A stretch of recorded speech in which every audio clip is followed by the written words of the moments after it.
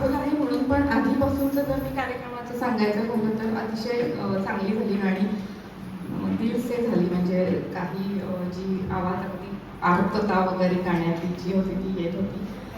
आणि आत्ताचं जे मला सांगायचं ना, म्हणजे शेवटचे ते, आणि मी ह्यांचा दोघांचा बहुतेक कार्यक्रम आधी ऐकलाय, तुम्ही आणि तुमच्याबरोबर ड्युएट इथेच झालेला होता तो, हेच गाणं. आणि मला असं वाटतं की शुभांगी मॅडमचा आवाज जास्त आर डी बर्मनच्या संगीत दिग्दर्शनाखालच्या गाण्यात फुलतो असं माझं आत्तापर्यंत, म्हणजे मी दोनच कार्यक्रम बघितले तुमचे, पण माझं ऑब्झर्वेशन आहे.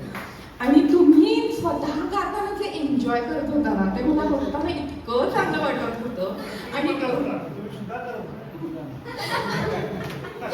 म्हणजे काय करत होते आणि म्हणजे जेव्हा तुम्ही स्वतः करत होता तेव्हा मी अजून एन्जॉय करत होते.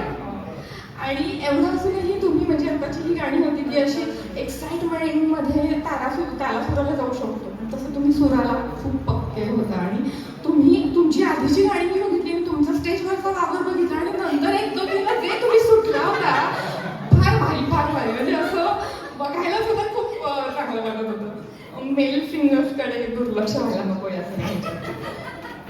खूपच चांगलं हे केलं तुम्ही, म्हणजे तुमचा जे परफॉर्मन्स आणि जे असं आतून येतो जे म्हणजे ते अभिनिवेश नसतो तो, आणि अभिनिवेश आपण 2, 3, 5 मिनिटं करू शकतो, एवढं सगळं कन्सिस्टंटली नाही करू शकतो.